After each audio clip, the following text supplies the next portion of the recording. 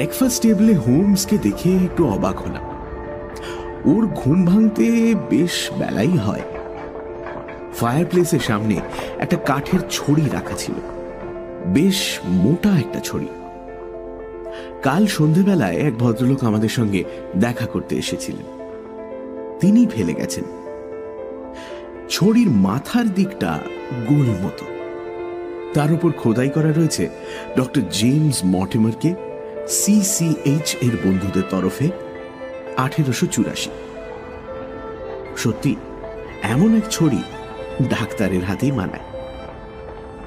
ছড়িটা দেখে কি মনে হয় ওয়াটসন? আমি ছড়িটা হাতে তুলে নিলাম।